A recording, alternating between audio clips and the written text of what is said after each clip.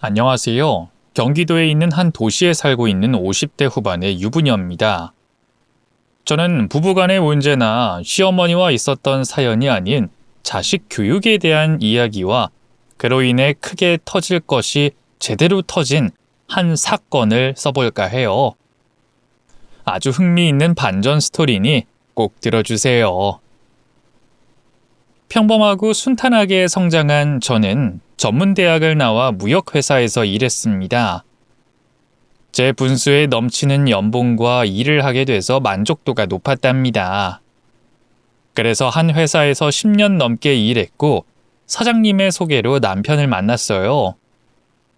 제가 나이 40이 다 되도록 싱글인 게 안쓰러웠는지 회사 사장님이 보증할 만한 사람이 있다며 자리를 마련해 주셨습니다.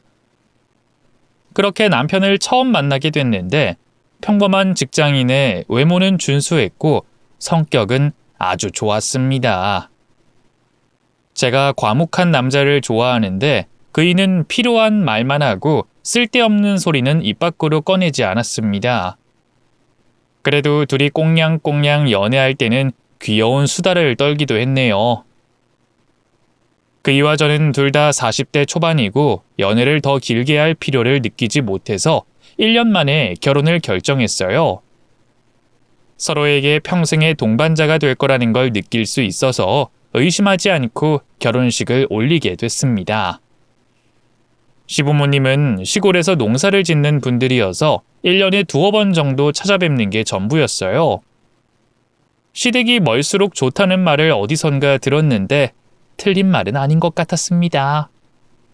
그런데 다른 시댁 식구가 저희 부부와 가까운 곳에 살았어요. 바로 시동생과 동서였는데 저희보다 결혼을 5년 빨리 했고 벌써 두 돌이 지난 조카애가 있었습니다. 저희 부부는 조카애의 애교를 보며 아이를 낳고 싶긴 했는데 남편이 목표하는 게 있어서 조금 미루기로 했어요.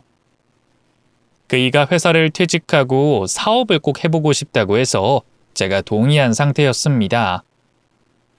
성실하고 일머리가 좋은 사람이니 사업을 하면 아주 잘할 것 같아서 믿고 응원해 주기로 했답니다. 결혼한 지 넉 달 만에 사업을 시작한 남편은 생각보다 일이 풀리지 않은 모양이었어요. 매일 밤늦게 들어와서 잠을 설쳤습니다.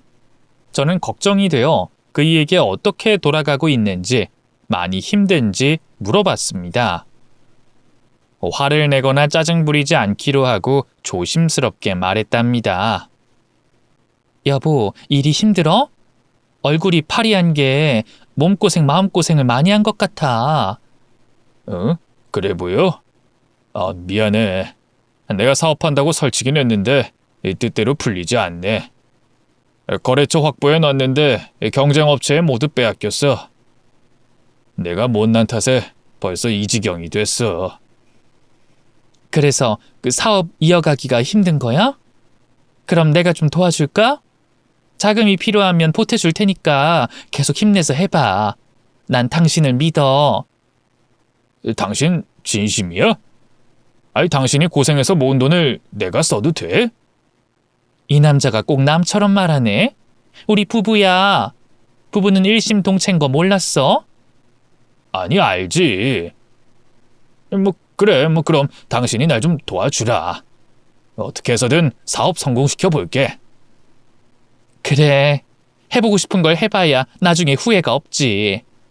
돈이야 언제든 벌 수 있는 거니까 기운 내. 저는 그이에게 사업자금 3천만 원을 보태주면서 조금 더 힘을 내보라고 응원해줬어요. 하지만 이 사업이라는 게 하루아침에 성공하는 게 아니어서 그런지 1년 내내 남편은 수입이 거의 없었어요. 완전 손해본 건 아니지만 매달 나오는 매출은 직원들 월급과 세금, 생활비만 쓰면 남는 게 없었습니다. 그래도 저는 남편에게 포기하지 말라고 일렀어요. 제가 회사 생활을 하고 있으니 뒤에서 버팀목이 되어줄 수 있었습니다. 그런데 저희 부부에게 계획을 미뤘던 임신이 찾아오게 되면서 모든 상황이 달라졌어요. 물론 임신한 건 축복할 일이긴 한데 현실적으로 남편이 사업을 이어가는 건 좀 무리가 있어 보여 대화를 나눠봤습니다. 그이는 자기 꿈 때문에 아이를 굶기고 싶지 않다면서 사업을 과감하게 접어버리고 다른 직업을 찾기로 했답니다. 경력직으로 이력서를 여기저기 많이 넣은 남편은 곧 연락이 올 거라고 생각했는데 아무도 전화를 주지 않더라고요. 과장 출신 남편을 뽑느니 신입사원을 뽑는 게 회사 쪽에서는 훨씬 이익이었으니까요. 그래서 남편은 임시로 알바를 하러 다녔어요. 택배 상하차 일이나 공사장 잡부로 돈을 벌러 다녔죠. 그런 남편을 옆에서 보고 있자니 마음이 짠하기도 했고 도와주고 싶었어요. 그래서 오랜 고민 끝에 제가 회사에서 퇴직하기로 결정했습니다. 10수년을 다녔기 때문에 퇴직금이 꽤 많아서 그걸로 남편과 함께 장사를 해보자고 했어요. 물론 장사가 쉬운 일은 아니지만 여러 가지 상황을 따져보니 남편과 같이 일해보는 게 좋을 것 같았습니다. 그래서 얼마 뒤 퇴직하고 받은 돈과 친정 부모님께 빌린 돈으로 프랜차이즈 치킨점을 오픈했어요. 본사의 운영 방식과 레시피를 그대로 실행만 하면 되기 때문에 별도로 개발하거나 연구할 필요가 없어서 바로 시작하기 딱 좋았죠. 저는 오전에는 집에서 쉬면서 태교를 했고 오후 바쁜 시간에 가게에 가서 남편의 일을 도왔습니다. 그이는 기름 냄새가 좋지 않으니 오지 말라고 했는데 제가 가만히 있으려니까 좀 더 쑤시고 걱정이 돼서 안 되겠더라고요. 그래서 저녁마다 몇 시간씩 치킨집에서 서빙도 하고 포장도 하면서 일을 도왔습니다. 매출은 1,000만 원 단위로 나왔는데 제할 걸 제하고 나면 순수이익이 직장인 월급 정도밖에 되지 않더라고요. 이 치킨의 원가를 빼고 본사에 지급해야 하는 수수료의 월세까지 빼니 아쉬운 수입이었습니다. 그래도 남편이 밝은 모습으로 일하는 걸 보니 이렇게 소소하고 평범하게 살아가는 것도 괜찮다 싶어서 돈 욕심을 부리지 않고 무난하고 무탈하게 지냈습니다. 그리고 어느새 만삭이 된 저는 산부인과에 입원한 지 하루 만에 잘생기고 멋진 아들을 출산했어요. 저와 남편은 너무 행복해서 세상을 다 가진 것 같았습니다. 자식을 낳아보니 어떤 기분인지 그 순간 아주 많은 것들을 느꼈죠. 그런데 시동생 부부가 산후조리원으로 찾아왔는데 말을 좀 재수없게 하는 동서가 제 멋진 아들을 흉보더군요. 형님, 애기 뒤통수가 짝짝이네요. 진짜 못났다. 어디서 이렇게 못난 애가 태어난 거지? 이 조리원에 있는 아기 중에 최고로 못난이에요. 동서, 또 생각 없이 말하는 거야?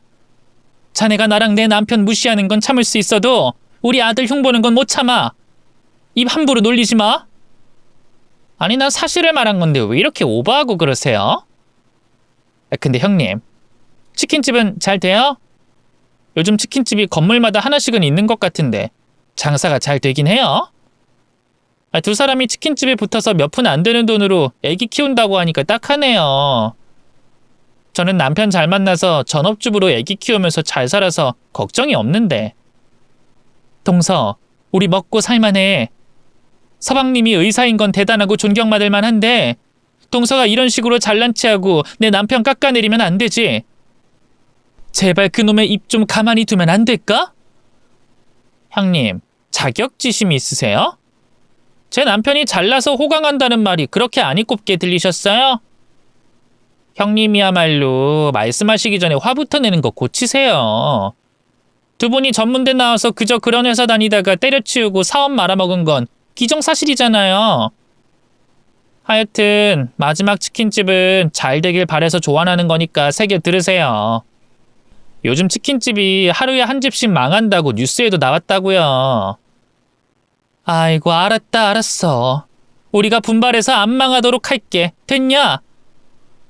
동서는 서방님이 대학병원 의사에서 팔자 좋게 논다는 걸 매일 자랑했습니다. 동서의 발언은 저뿐만 아니라 남편도 기분 나빠했고 서방님 역시 동서를 나무라고 했어요. 아무리 고치라고 해봐도 타고난 인성이 그 모양이어서 그런지 매일같이 무시하는 말을 심하게 했답니다. 아들을 낳은 저는 집에서 육아만 하느라 치킨집은 남편 혼자서 운영했어요. 그런데 동서의 말대로 치킨집이 너무 많이 늘어나서 매출은 매달 줄어들었습니다. 그렇게 세월은 흘러갔고 아들이 초등학교에 입학했답니다. 저희는 형편이 크게 좋지 않아서 유치원 말고는 조기교육 같은 건 시키지 않았습니다. 그런데 제 아들은 남들과 다른 아이였어요. 학교 선생님이 불러서 가봤더니 충격적인 이야기를 하더군요. 시우 어머님, 시우가 혼자 노트에 뭔가를 끄적이길래 봤더니 중학교 문제집을 풀고 있더라고요. 이 문제집은 제 아들 거예요.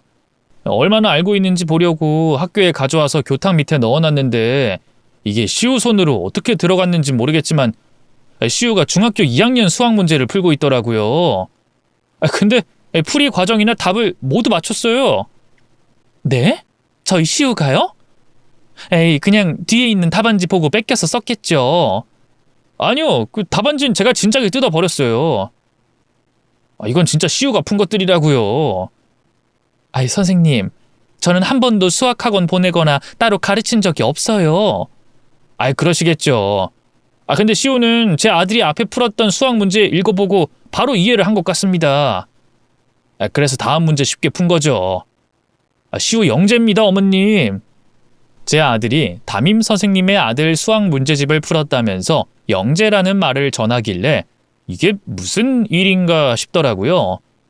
아들을 키우면서 한 번도 특별하다고 생각한 적이 없었는데 대단한 아이라고 추켜 세워주니 몸둘 바를 모르겠더라고요.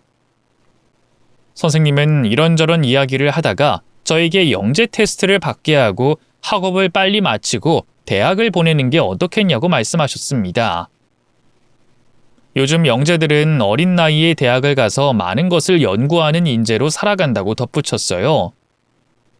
저는 선생님의 말을 남편에게 그대로 전해줬는데 그이는 고개를 갸웃거릴 뿐 놀란 기색이 전혀 보이지 않았습니다. 여보, 우리 시우가 영재인 것 같대. 우리 테스트 받으러 가볼까? 영재?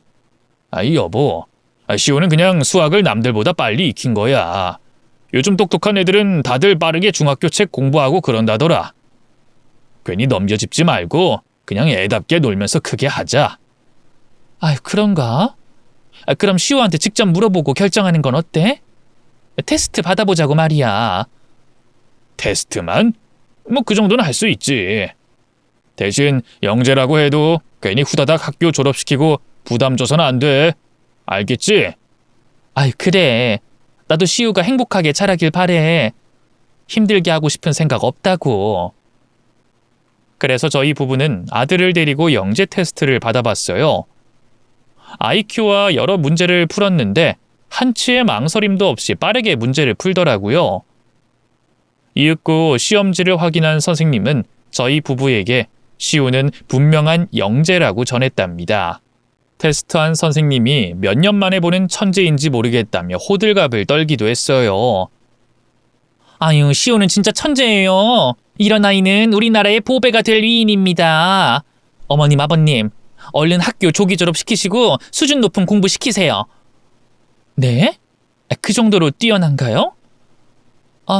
이거 참 고민되네요. 그러자 남편은 고개를 가로저었습니다.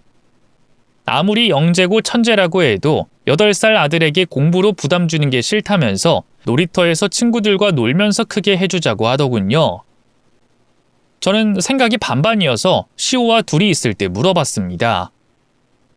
많은 걸 배울 수 있는 누나 형들이 있는 학교에 가고 싶은지 말이에요. 시우야, 엄마가 하는 말 부담 갖지 말고 네 생각을 대답해줘. 시우, 너 공부가 재밌니? 더 어려운 걸 배우러 형 누나들이 있는 학교에 가는 걸 어떻게 생각해? 형 누나들이랑 공부를 해? 에이, 싫어. 난 우리 반 친구들이 제일 좋아.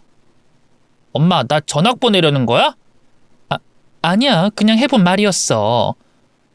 어린 아들의 대답을 듣자 제가 괜한 짓을 한 것 같아 자책감이 들었습니다. 말로는 아들을 평범하게 키운다고 했는데 제 속마음은 아니었던 거죠.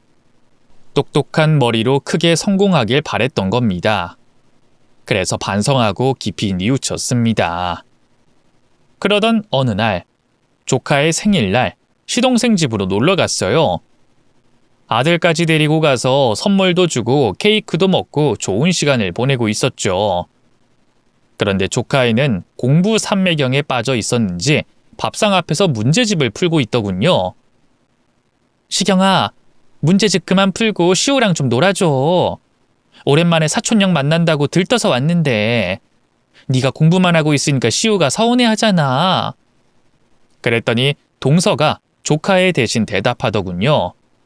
형님, 그냥 내버려 두세요. 제가 이렇게 만들려고 얼마나 고생한 줄 아세요? 공부가 재밌을 때까지 손에서 책을 놓지 않게 교육했다고요. 이제는 시경이도 적응해서 공부가 재밌다고 합니다. 지금 푸는 문제집이 중학교 2학년 수준이에요. 제 아들이 얼마나 똑똑한지 채점해보면 만점이라니까요, 만점. 저는 별로 대단해 보이지도 않았고 조카가 밥상머리에서 공부하는 게 마음에 들지 않았지만 동서가 듣고 싶어하는 대답을 꺼냈습니다. 이야, 대단하네. 우리 시경이 나중에 큰 인물 되겠어. 동서는 좋겠다. 당연하죠.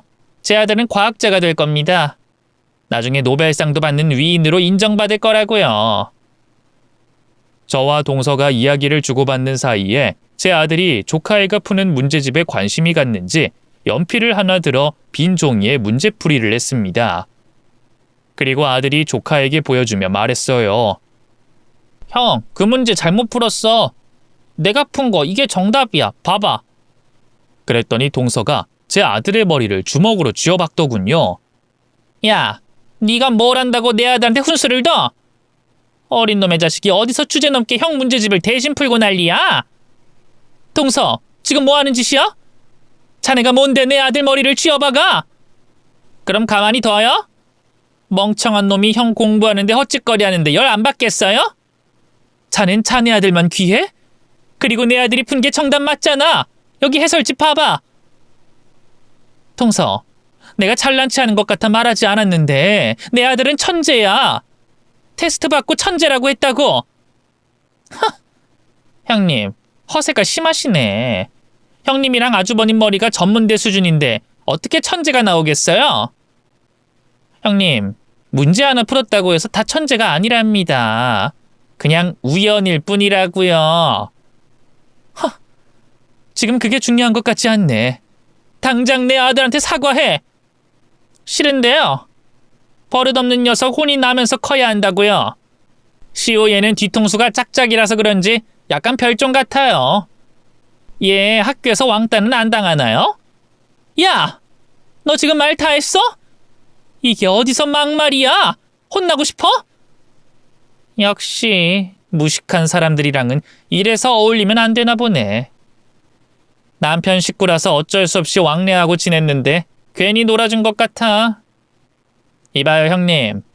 무식한 소리 그만하시고 나가세요.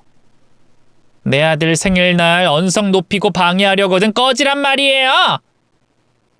그 순간 저는 눈이 뒤집히고 말았습니다. 사과할 생각도 없는 동서에게 제 아들이 맞은 꿀밤을 돌려줬습니다. 주먹으로 세게 동서의 머리를 내려쳤더니 동서의 눈깔도 뒤집혔습니다. 이 무식한 년이 뭐 하는 거야? 내가 형님이라고 대우해주니까 내가 등신으로 보였냐? 이 천박한 년, 너 오늘 애들 앞에서 망신 한번 당해봐라. 누가 할 소리? 너같이 오만방자한 년은 내가 답이야. 내 아들 건든 죄로 오늘 나한테 퇴직에 맞을 줄 알아.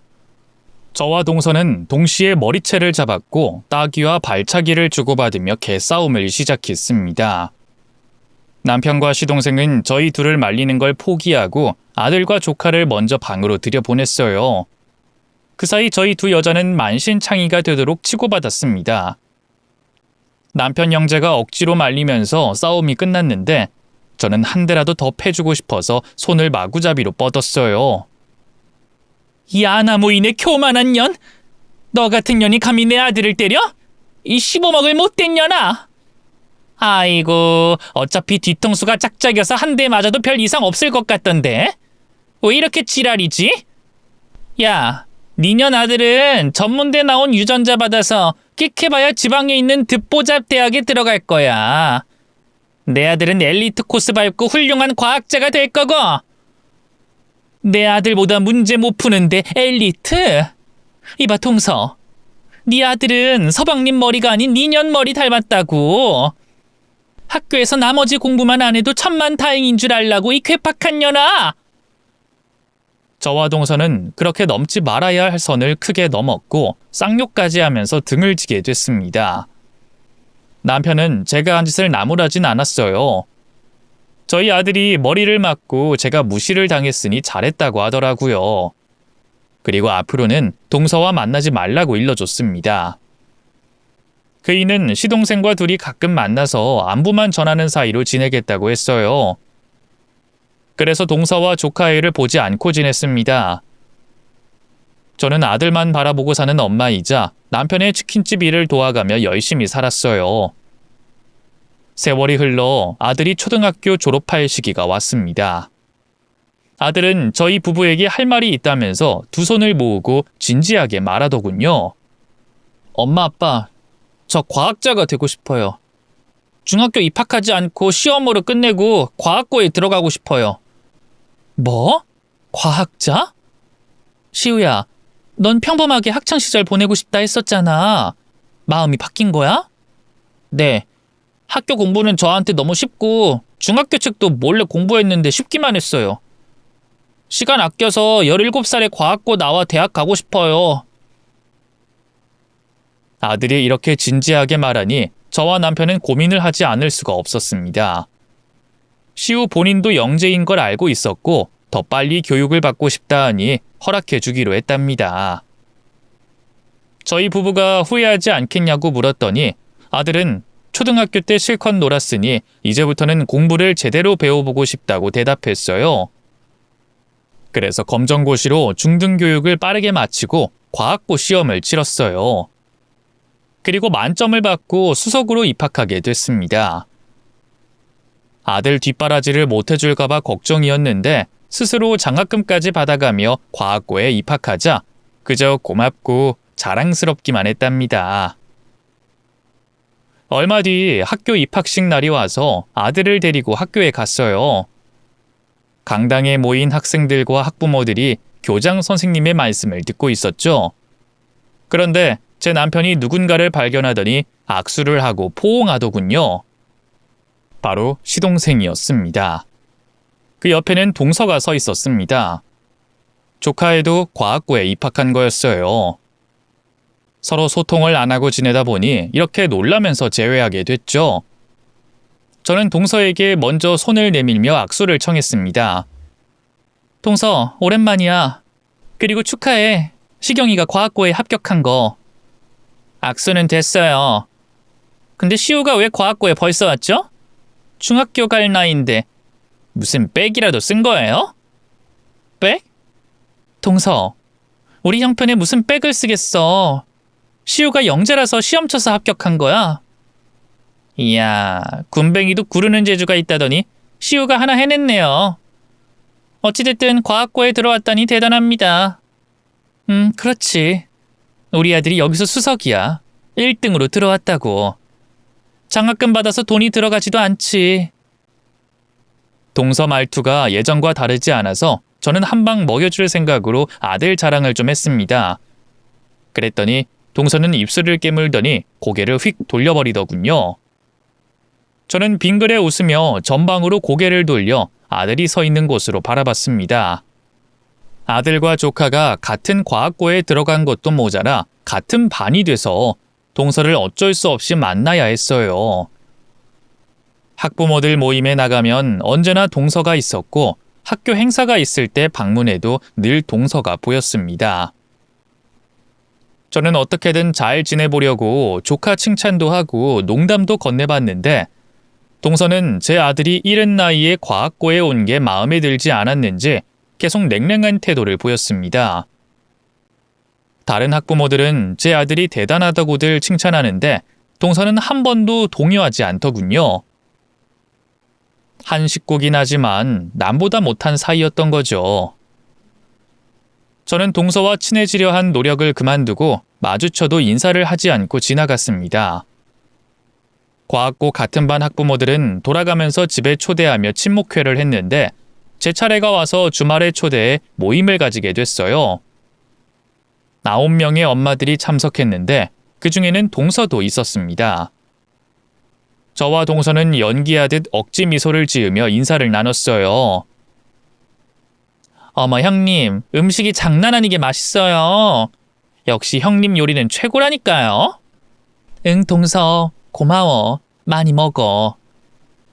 다른 엄마들도 저희 두 사람이 동서지간인 걸 알고 있어서 부러운 눈으로 쳐다봤습니다. 한 엄마가 말하길 한 집안에서 둘이나 과학고에 다니고 있으니 얼마나 좋겠냐며 칭찬을 해줬고 다른 엄마는 친척끼리 한 반에서 공부하니 부럽다고도 했어요. 그리고 식사를 맛있게 하는 도중에 몇몇 엄마가 술을 찾아서 냉장고에 있던 소주와 맥주를 꺼냈습니다. 그리고 다 같이 건배를 하며 목을 축였죠. 한두 잔만 마시고 다들 자제하는 분위기였는데 동서가 술이 먹고 싶었는지 소주를 물컵에 가득 따르고 벌컥벌컥 연거푸 마시더군요. 벌써 거나하게 취했는지 얼굴이 새빨개졌습니다. 저는 동서를 말리려고 소주병을 빼앗았습니다. 동서, 그만 마셔. 너무 많이 마셨어. 이건 놔. 짜증나게 너만 주목받으니까 열불 나서 더 마셔야겠어. 동서, 여기 우리 둘만 있는 거 아니야. 다른 엄마들도 있다고. 말 조심하고 그만 먹고 들어가서 좀 누워. 웃기는 년일세. 야, 네 새끼가 아무리 잘나봐야 내 아들이랑은 상대가 안 돼. 왠 줄 알아? 우리 부부는 시경이를 제대로 뒷바라지 해줄 수 있거든. 아무것도 신경 안 쓰고 공부만 해도 된다고. 근데 니네 집 상황은 어때? 치킨 팔아가지고 간신히 입에 풀칠이나 하고 살잖아. 쌍크지 주제 영재학교? 지랄 났네. 요즘엔 개나 소나 과학고에 들어오네. 동서가 주사를 부리자 다른 엄마들이 눈치를 보며 자리에서 일어났습니다. 그런데 그때 현관 신발장에서 동서가 하는 말을 모두 들은 아들이 신발을 벗고 들어오며 동서에게 말하더군요. 작은 엄마, 시경이 형 이번에 꼴찌했던데요. 반에서 꼴찌는 물론이고 전교에서도 꼴찌예요. 성적이 공개되지 않긴 하지만 형이 저한테 말해줬어요. 공부하는 게 힘들다고요. 뭐야 이 새끼야? 이게 어디서 유언비어를 퍼뜨려? 유언비어가 아니라 형한테 들은 사실이에요. 그리고 작은 엄마가 자꾸 저희 엄마 무시하면서 막말하는 거 상당히 기분 나쁩니다. 그러니까 함부로 말씀하지 마세요. 이 상놈의 자식이 네 애미가 그렇게 가르쳤냐? 남들 앞에서 망신 줘도 된다고 말이야? 내 아들은 컨디션이 안 좋아서 시험 망친 거야. 네 놈이 뭔데 내 아들이 꼴찌라고 조롱해? 작은 엄마가 우리 엄마를 조롱해서요. 치킨집으로 겨우 입에 풀칠하는데 어떻게 뒷바라지 해줄 거냐고 비아냥거렸잖아요. 작은 엄마, 저는 누가 도와주지 않아도 돼요. 장학금 받고 알아서 공부하니까요. 아셨어요? 그럼 그만 나가주세요.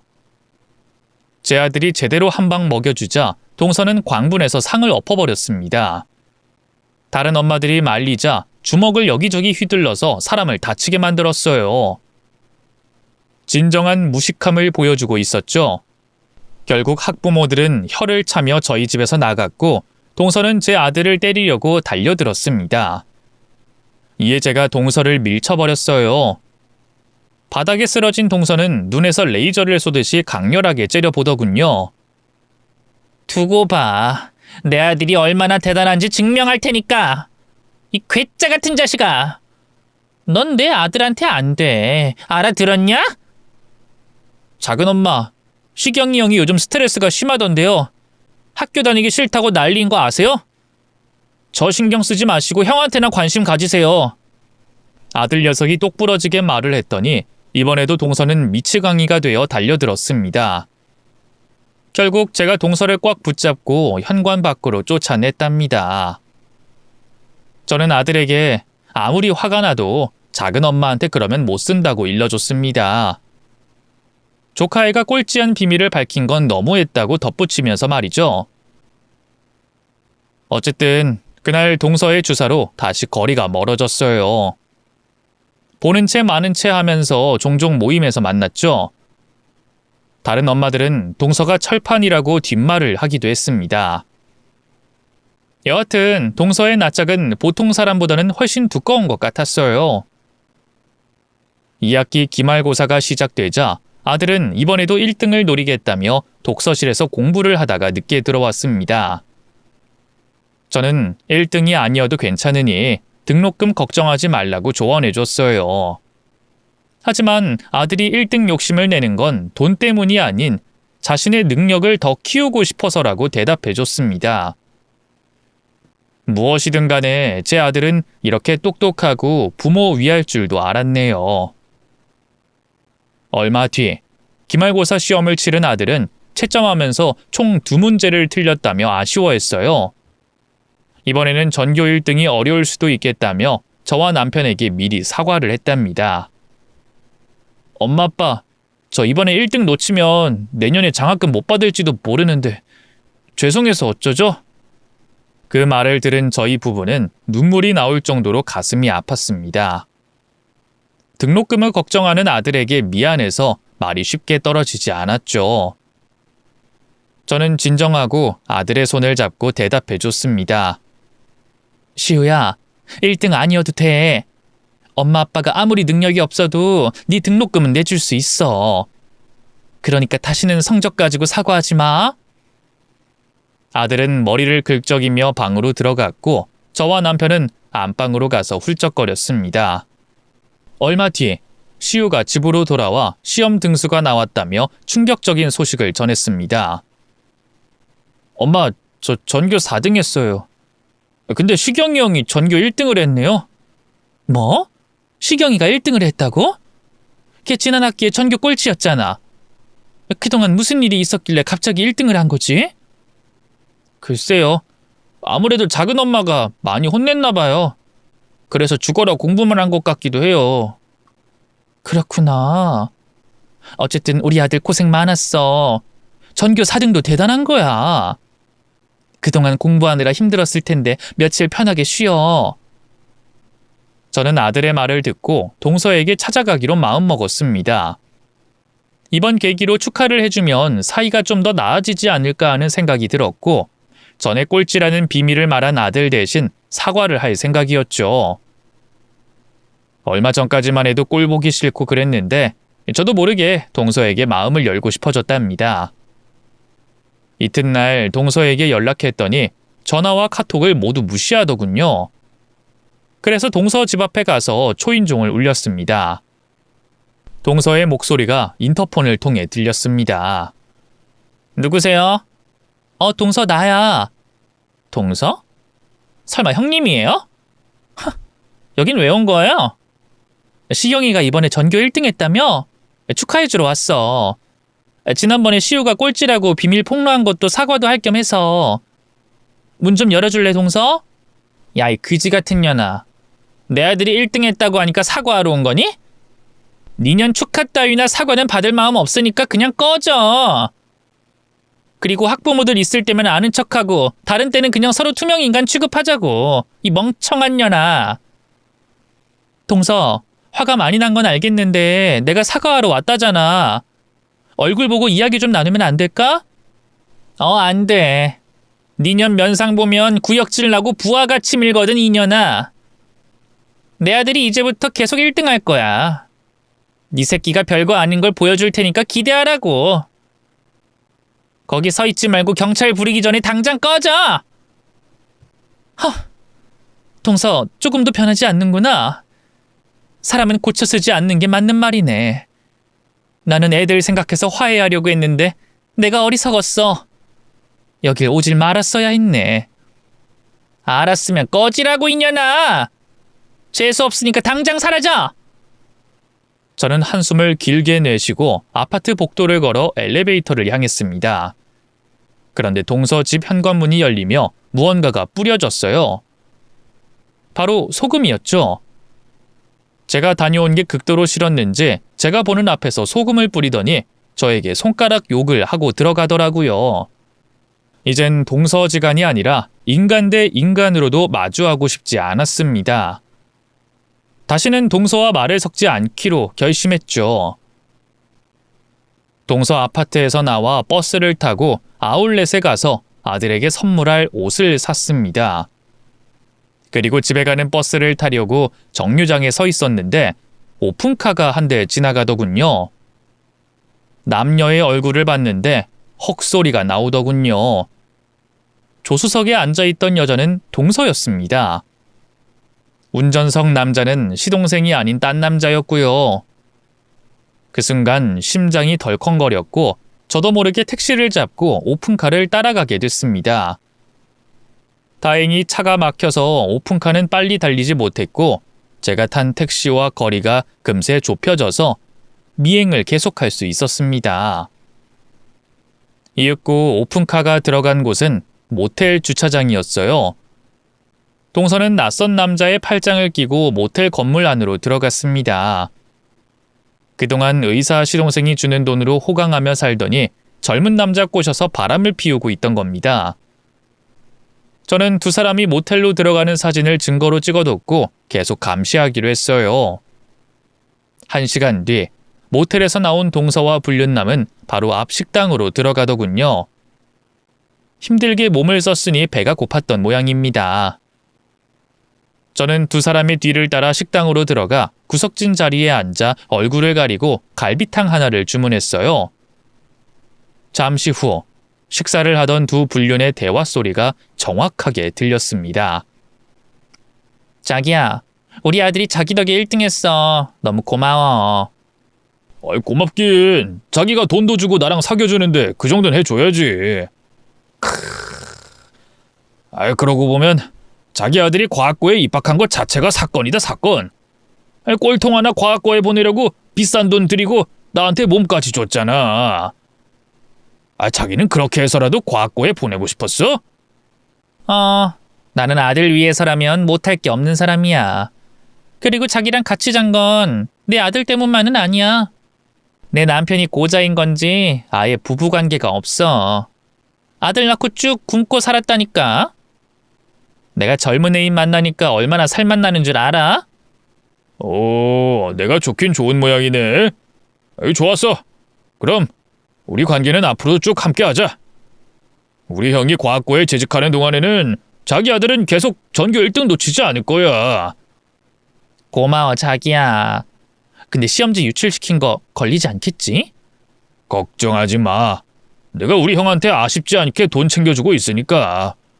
물론 자기가 준 돈의 일부긴 하지. 그럼 자기야, 내 아들 카이스트에 보낼 수 있을까? 아님 서울대라도. 다른 데는 절대 안 되고.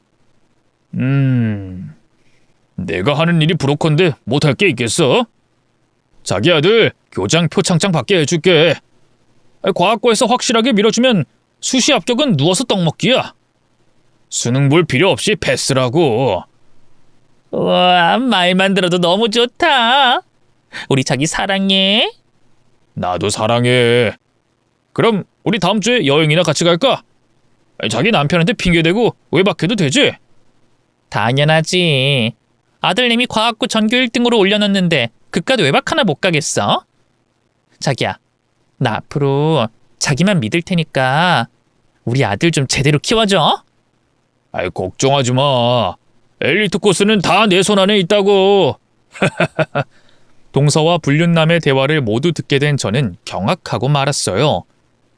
조카애는 처음부터 과학고에 갈 인재도 아니었고 공부를 해서 1등을 한 것도 아니었습니다. 모두 브로커에게 돈과 몸을 주고 받아낸 것들이었어요. 세상에 이런 미친 엄마가 또 있을까 싶더군요.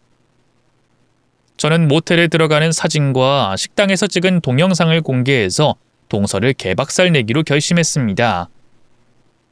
제 복수기 전에 조카애한테 자유를 주고 싶은 게 우선이어서 모든 걸 알리기로 했어요. 일주일 뒤 학교에 학부모 회의가 있어 다들 모였는데 동서도 나왔더군요. 저는 앞일을 상상하며 피식 웃었습니다. 그러자 동서가 비아냥거리며 말문을 열었습니다. 전교 4등 엄마 안녕하세요. 제가 전교 1등 엄마입니다. 우리 시경이가 컨디션을 되찾아서 이제부터는 1등 자리는 그대로 유지될 거예요. 그래야지. 동서가 들인 돈이 얼만데 시경이가 1등 놓치면 쓰겠어? 그게 무슨 말이에요? 돈을 들였다니? 동서가 시경이 뒷바라지 쓴 돈 말이야. 별 뜻 없었어. 우리 아들은 사교육 없이도 성공할 아이거든요. 4등 어머님? 앞으로 저한테 동서라고 부르지 마시죠. 맞다. 미안해요. 시경 어머님. 제가 깜빡했어요. 지난주에 문전박대하고 소금까지 뿌린 분이랑 어떻게 동서지간으로 지내겠어요. 그럼 우리 남남입니다. 아시겠죠? 누가 할 소리? 저기 교감 선생님 오시네요. 그럼 잡담은 그만. 잠시 후 학부모들이 모인 교실에 교감 선생님과 한 남자 선생님이 걸어 들어왔어요. 교감 선생님은 입술을 꽉 깨물고 들어오더군요. 제가 보내준 사진과 영상을 보고 화가 난 모양이었습니다. 이윽고 교감 선생님이 고개를 숙이며 사과의 말을 전했습니다. 학부모님들 다 모이셨군요. 일단 사과 먼저 드리겠습니다. 여기 제 옆에 있는 박 선생은 오늘부로 파면하고 경찰서에 넘길 겁니다. 다들 알고 계시죠? 박 선생이 돈을 받고 과학고의 입학 시험지를 유출하고 학기 시험지도 유출했습니다. 1학년 중에 브로커를 통해 입학한 학생은 김시경 학생 1명입니다. 시경 어머님, 박 선생이랑 불륜 관계이자 돈으로 시험지를 거래했죠?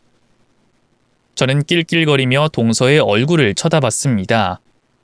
동서는 많이 놀랐는지 쉽게 입을 열지 못했습니다.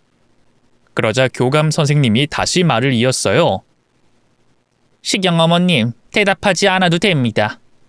묵비권을 행사하셔도 상관없어요. 지금 형사들이 학교에 오는 중이니까. 박 선생과 어머님은 이 자리에서 조사받을 겁니다.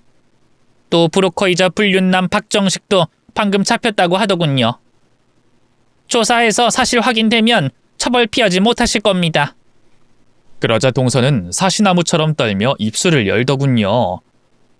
난 아니에요, 교감 선생님.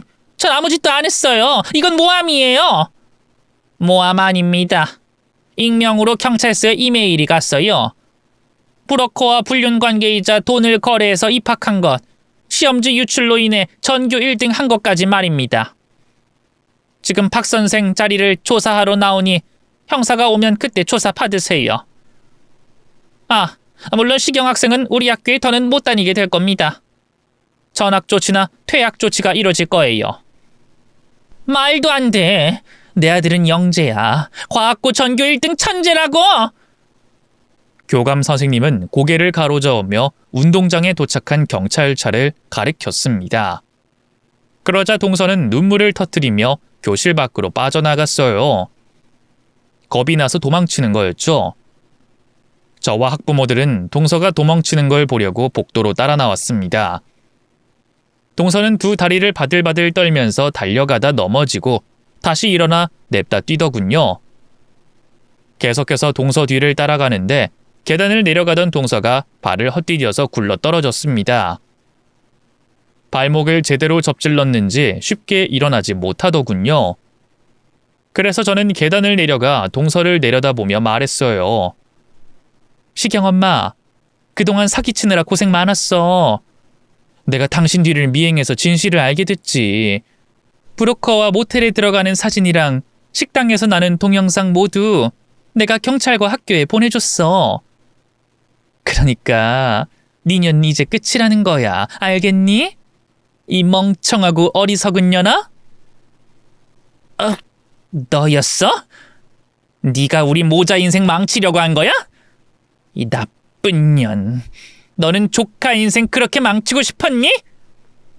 네 인생이 박살나는 건 맞는 말인데 내 조카 시경이 인생은 망하는 게 아니라 오히려 반대야. 걔는 이제 자기 인생 되찾을 거야. 평범하게 지낼 수 있다고. 니년 욕심 때문에 시경이가 그동안 얼마나 마음고생했을지 훤히 보인다. 닥쳐! 내 아들은 나랑 같은 마음이야. 그리고 내 아들은 영재야. 아직 드러나지 않았을 뿐이라고. 이년 이거 완전 정신병자네.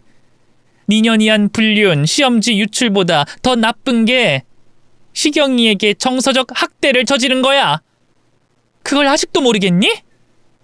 지랄하고 자빠졌네. 니년이 뭘 한다고 멋대로 짓거려? 내 아들도 나랑 같은 생각이야. 과학자가 돼서 노벨상을 받을 위인이라고. 저는 더는 대답하지 않았습니다. 제 뒤에 있던 학부모들은 동서에게 손가락질하며 욕을 해댔고 1층에서는 경찰들이 올라오는 소리가 들렸습니다. 그러자 동서는 경찰에게 잡히지 않으려고 계단 위로 기어가더군요. 그래서 제가 동서의 두 발을 잡고 끌어내렸습니다. 시경이 엄마, 어디 가려고? 이제 다 끝났어. 니년의 사기극은 이제 끝이라고. 이건 놔. 난 죄가 없어. 모두 니년이 모함하는 거라고. 동서는 온몸을 떨며 발광했는데 진짜 미쳤는지 발작을 일으키며 개거품을 물더군요. 계단을 올라온 경찰들은 동서를 내려다보더니 꾀병 부리지 말라며 수갑을 채웠습니다. 그러자 동서는 마지막 수단인 눈물을 흘리면서 애원했어요. 형사님들, 전 아무것도 몰라요. 브로커인지 뭔지 나랑 상관없다고요. 증거가 다 나왔고 자백도 나왔어요. 무슨 말을 하든 일단 경찰서 가서 이야기하시죠. 아이, 나는 억울해. 형님, 제발 아니라고 해주세요. 내 아들 과학고에 계속 다니게 해줘요. 동서는 시뻘건 눈으로 애원하며 끌려나갔습니다. 그리고 모든 죄가 밝혀졌어요. 수천만 원을 들여 조카애를 과학고에 입학시킨 사실과 시험지 유출, 불륜까지 싹 다 털렸답니다. 브로커와 박 선생은 징역을 살게 됐는데 동서는 벌금형으로 풀려나왔어요. 물론 시동생에게 이혼 소송을 당하게 됐습니다. 시동생은 집에 동서를 들이지도 않았고 조카를 만나게 해주지 않았어요. 결국 막대한 위자료를 지급하며 이혼했답니다. 조카애는 학교를 자퇴하고 검정고시를 보기로 했어요. 그동안 동서 때문에 많이 힘들었다며 눈물을 흘렸고 평범한 대학에 가기로 결정했답니다. 시동생은 바쁘다는 핑계로 동서가 하는 말을 모두 믿고 지냈는데 이번 사건으로 인해 크게 반성하며 조카에게 모든 신경을 쓰겠다고 했습니다. 학교에 잠시 난리가 났지만 곧 조용해졌고 제 아들은 다시 전교 1등을 지키며 열심히 공부했어요. 그 결과 17살이 된 시훈은 카이스트에 수시로 입학하게 됐습니다. 그리고 동서가 이혼당하고 소식이 끊겼었는데 얼마 전에 소식을 듣게 됐어요. 가진 돈 다 털리고 이혼당한 뒤 숙식 제공되는 농촌에서 농사를 지으며 지내고 있답니다. 조카애를 만나려고 여러 번 시도했는데 조카 시경이는 동서를 다시는 보고 싶지 않다고 거절했답니다. 그래서 시골 바닥에서 외롭게 지내는 것으로 벌을 받고 있네요. 제가 잘못한 게 있을지도 모르지만 조카가 동서에게서 벗어난 건 아주 잘된 일인 것 같습니다. 부디 제 사연을 듣고 저에게 큰 비난을 하지 않으셨으면 좋겠네요. 그럼 여기서 글을 마치겠습니다. 끝까지 경청해 주셔서 고맙습니다.